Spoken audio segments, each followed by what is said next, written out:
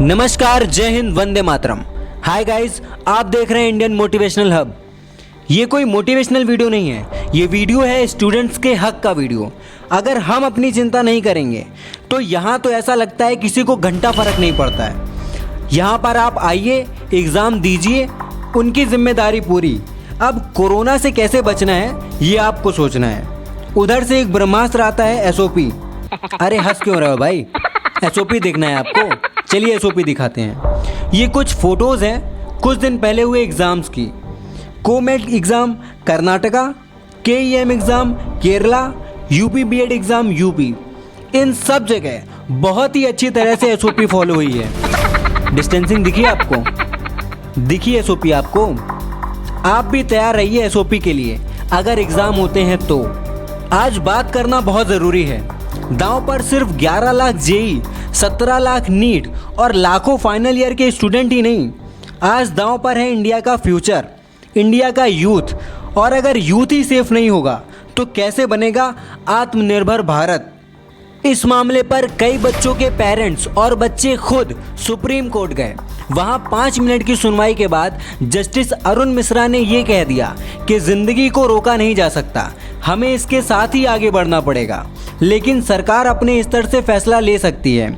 आज के ताज़ा आंकड़ों के हिसाब से इंडिया 3rd वर्स्ट कंट्री हो गया है कोरोना केसेस में।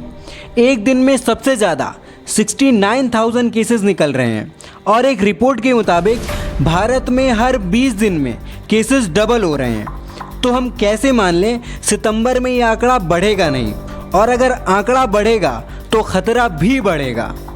ट्रांसपोर्टेशन तो सिर्फ नाम मात्र का ही चल रहा है। इतनी बड़ी मात्रा में बच्चे निकलेंगे तो डिस्टेंसिंग का पालन करना बड़ी चुनौती हो सकता है। इन हालातों में ट्रांसपोर्टेशन कितना सेफ है ये सबको पता है। नियमों का पालन तो सिर्फ पुलिस के सामने ही होता है। जिस हिसाब से SOP फॉलो हो रही है उस हिसाब से 11 लाख JEE, 17 लाख नीट के बच्चे इधर से उधर जाएंगे तो वो कितना बड़ा कोरोना कैरियर हो सकते हैं, इसका एजम्पशन ही बहुत डरावना है। अगर 1% भी मान लें वो कोरोना कैरियर हुए, वो अपने घर जाएंगे, साथ रहते हैं उनके पेरेंट्स। उनमें से कई के पेरेंट्स तो क्रॉनिक डिजीज़ से भी जूझ रहे होंगे। ऐसे में कोरोना उनके पेरेंट्स के लिए कितना खतरनाक साबित हो सकता है ये हम सोच भी नहीं सकते हैं। आपका एक एग्ज़ाम किसी के पूरे परिवार को खतरे में डाल सकता है। और सबसे बड़ी समस्या तो फाइनल ईयर के स्टूडेंट्स के साथ है।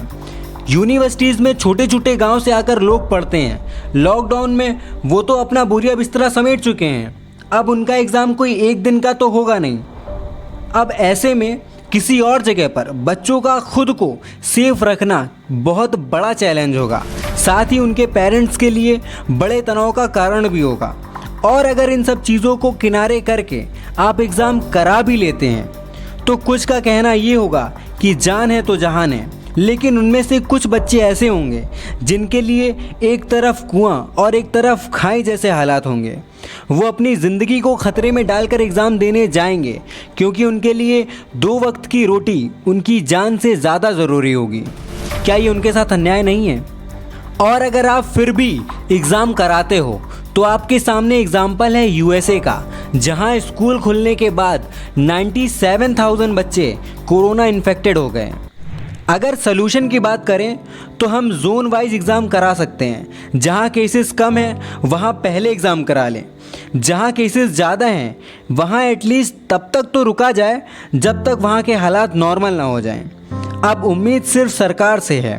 आपने अपने मन की बात तो बहुत बार करी होगी मोदी जी, लेकिन आज ज़रूरत है स्टूडेंट्स के मन की बात सुनने की। स्टूडेंट्स क्या चाहते हैं ये जानने की, समझने की और करने की। आई होप इस बार आप सिर्फ मन की बात करेंगे ही नहीं बल्कि समझेंगे भी। धन्यवाद। जय हिंद।